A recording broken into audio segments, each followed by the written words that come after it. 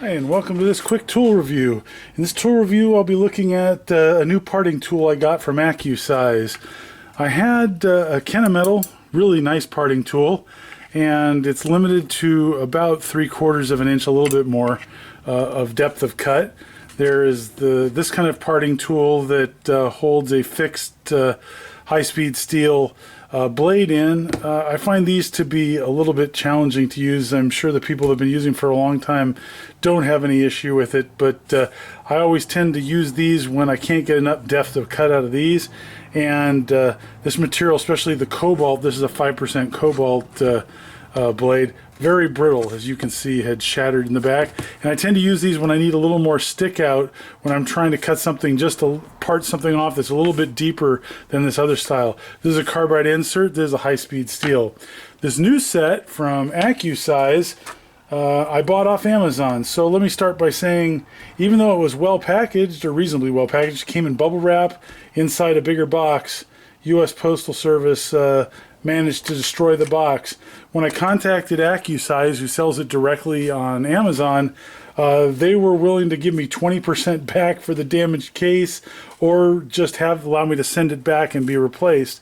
I don't intend on keeping in the case, so it doesn't matter to me. But I just want you to know that although the case is pretty mediocre, they were willing to make good on it, above and beyond, responded by email very quickly. So I was very pleased with that. All right, let's take a look at it. So this kit comes with 10 inserts, a blade holder,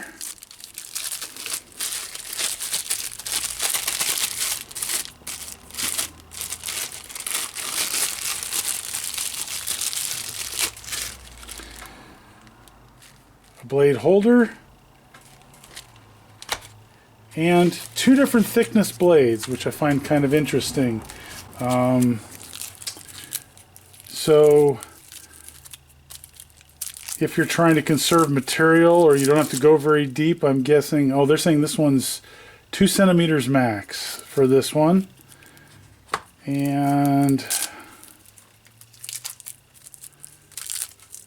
this guy's also 2 centimeters max, so can't get a ton of stick out on these. Probably a little bit better than either of these tools. Not much, though.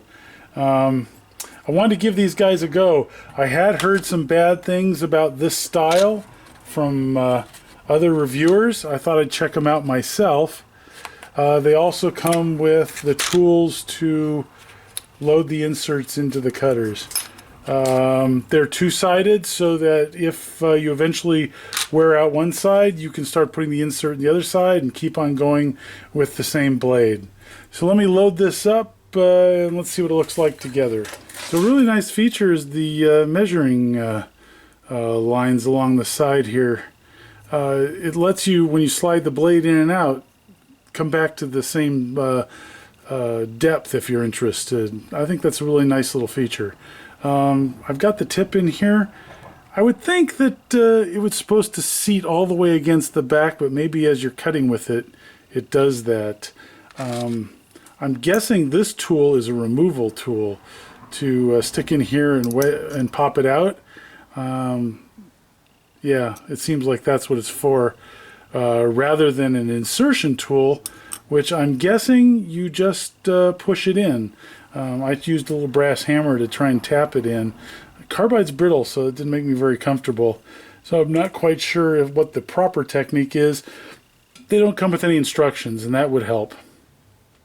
I think the next step is for me to get this guy in as far as I can, maybe seat it up against the back here, pop it over on the lathe, and let's try and part some different materials and see how it performs. So before I go, I also want to point out that the 2 blades use a different thickness insert, and the kit comes with 5 of each, so you can see one's thicker than the other. That's pretty handy. And now let's just head on over to the lathe and see how it works. So I'm starting with the thinnest blade, and I'm using my height adjuster here. It's got a magnet on the bottom, and I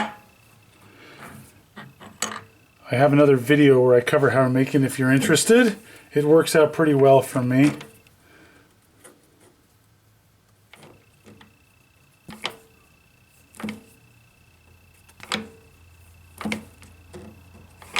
Alright, so here's starting with the easiest material I can think of to part, which is brass. This is some 5/8 inch stock, and we'll go for 440 RPMs. And we're just gonna let it power feed in.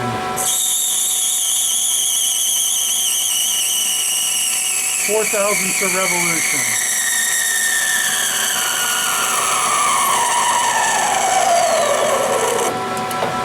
Absolutely painless, which I guess you'd expect.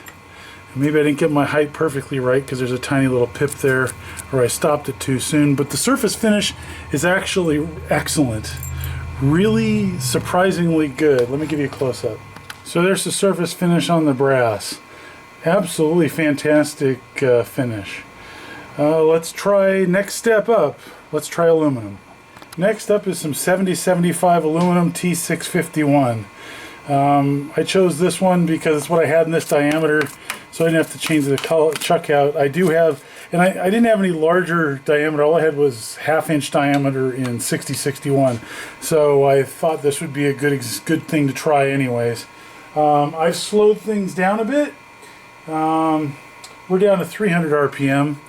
Aluminum's a lot stickier. I might need to use lube on power feed, but let's just give it a shot and see.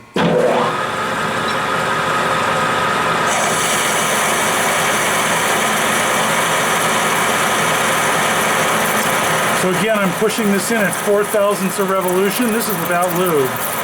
So far, I'm not getting any sticking on the insert, which is very impressive considering it's not an aluminum insert. It doesn't have that super shiny finish.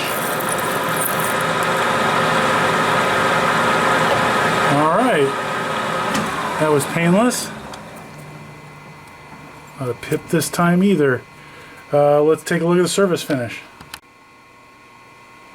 Nice surface finish again, relatively speaking, especially for a parting tool, where I didn't lock the carriage and just let it go on a power feed. So that pip in the middle, I think, is because it deflected it just a little bit. I don't know if that was the tool or the carriage moved, because if I don't lock it, sometimes the carriage can be pushed. So let's try the next material. So next material is 603 stainless steel. By the way, another reason it might be not perfect is because there's a fair amount of stick out.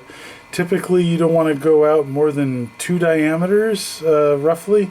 So there's a fair amount of stick out, especially for parting, especially under power feed. So we're going to start this without lube. If it needs it, we'll add lube. So 603 stainless, which is an easy cutting stainless.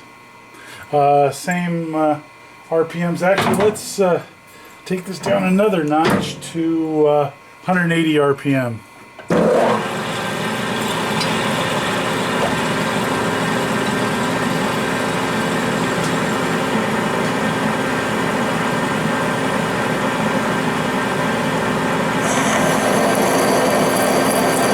Yeah, it's going to want lube.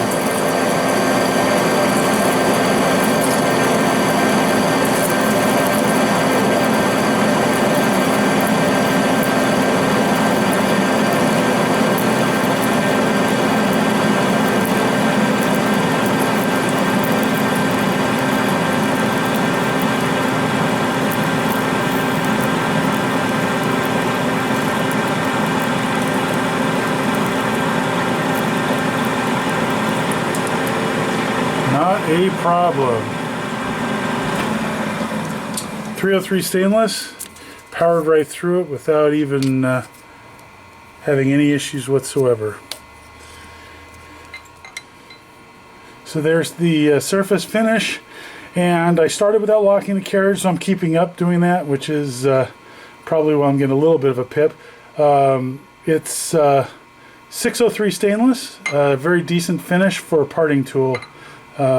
Reasonable amount of stick out, so, and no signs of this loosening or any issues so far at all. And that's with power feed, 4,000ths of revolution, in this case at 180 RPM.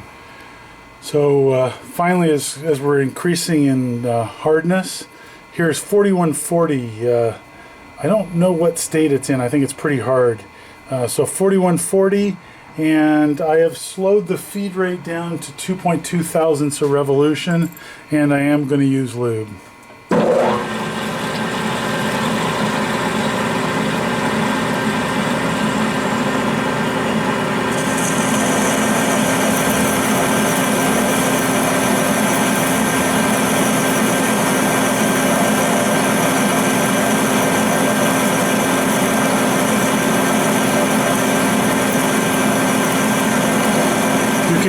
5 horsepower motor of my lathe struggle a little bit as it's pushing as hard as it is. So if you're wondering if how hard this is going in, it's reasonable because I do hear a change in the motor, which is the first time since I started this.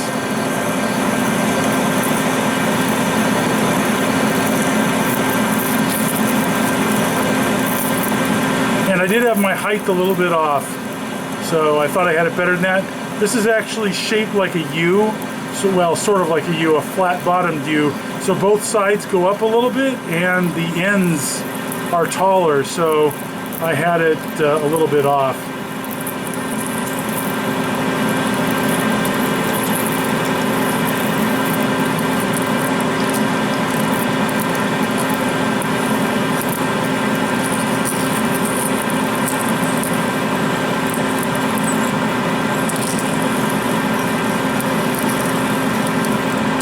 And there we go.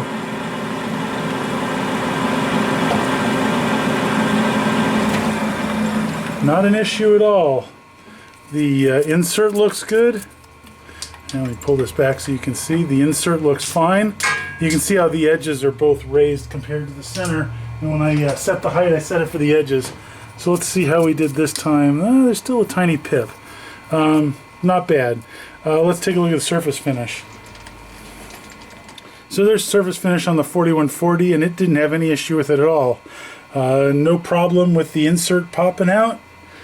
And I have one more thing to part, and I think you might find this one interesting. So before we get on the last thing, I actually have some other material here that I forgot I had.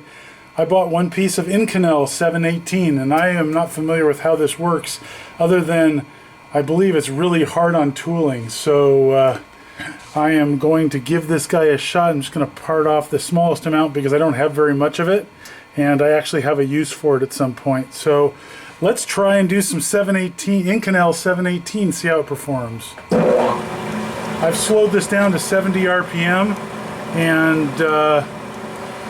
2.2 thousandths a revolution feed rate, mostly because I have no idea what to expect.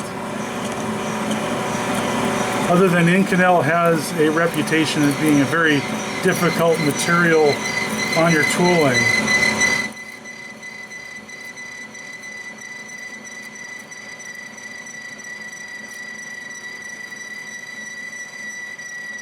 Boy, it's rough.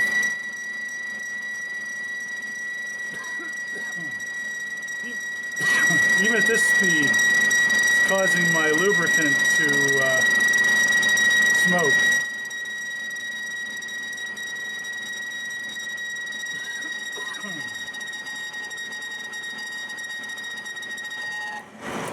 Pardon me, I'm going to have to open up the door. Too much smoke in here. I'll be right back. Alright, so this is the thinner of the two cutoff tools, and we're back with Inconel 718. I've got the fan on, pardon the noise, but it's generating a fair amount of smoke, causing a little bit of chatter, so it's obviously really hard material.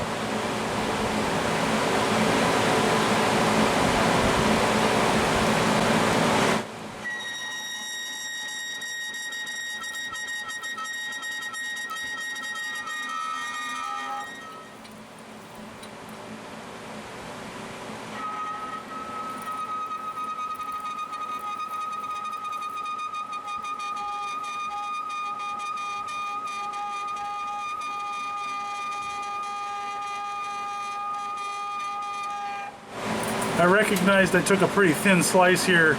I thought it was going to be just under the surface, but I didn't want to waste too much of this material because, again, it was really expensive and I only have a little bit of it.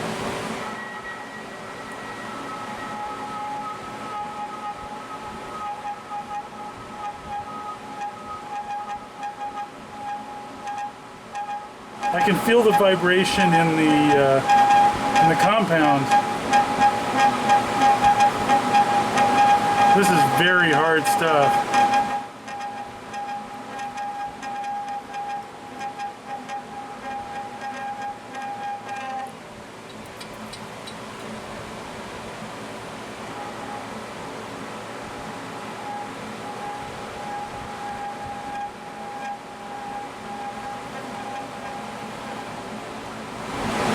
for those that aren't familiar, including myself, what little I know about it is that Inconel is it keeps its strength at higher temperatures, and it's a nickel-based alloy.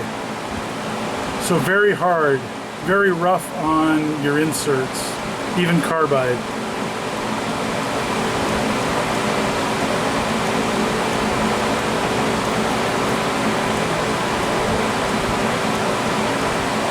As we get towards the center and the surface feet per minute dropping way down, the chatter went away, so obviously the force has gone down. Kind of interesting.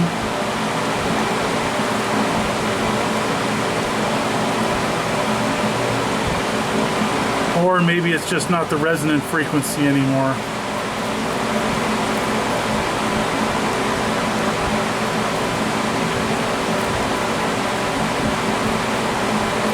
I think if I want to do this any faster, I'd need flood coolant, just based on how badly this stuff chatters and how much heat it generates.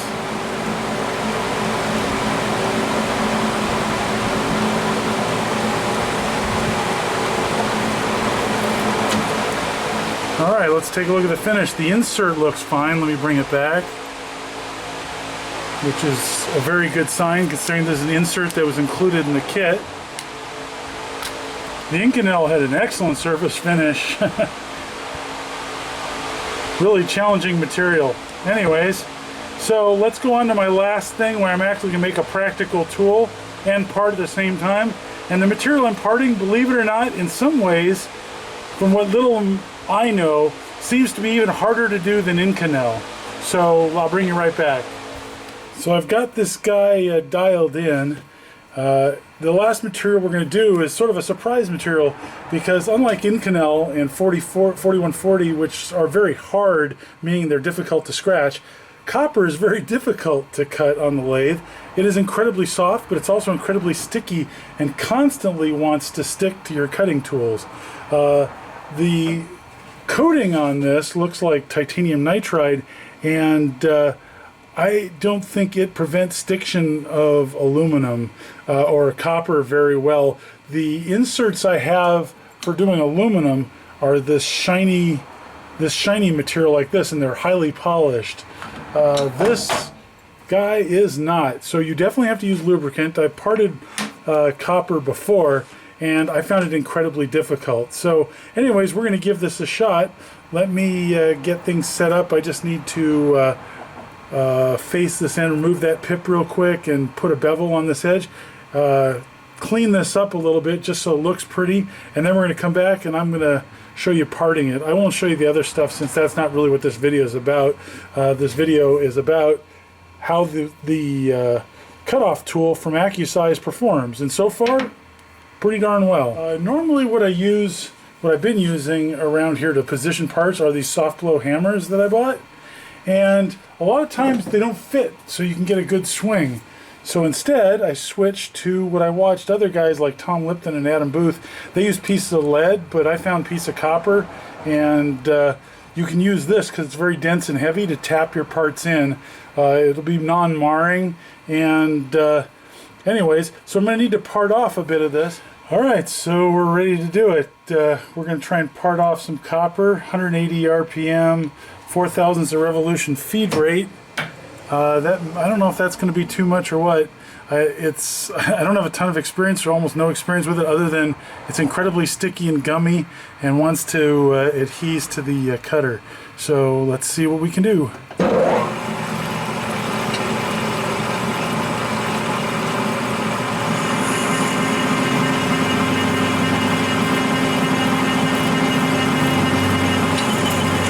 So far, so good.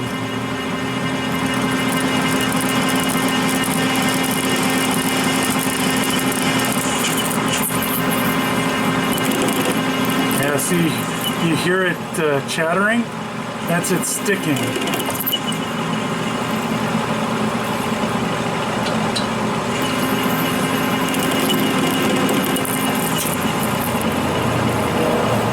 And each time it does that, I stop it, add some more lube.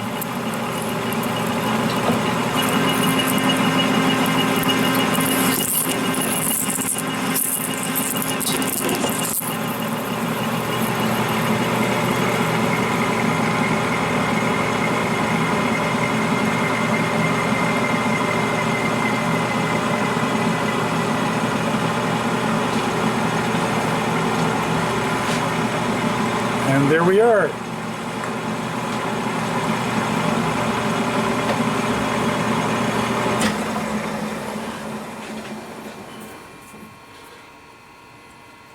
So it broke off before the pip came off.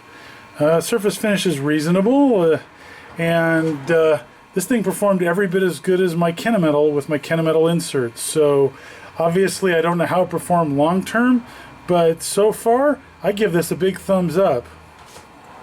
So in summation, these cutoff blades performed extremely well. This is the thicker blade.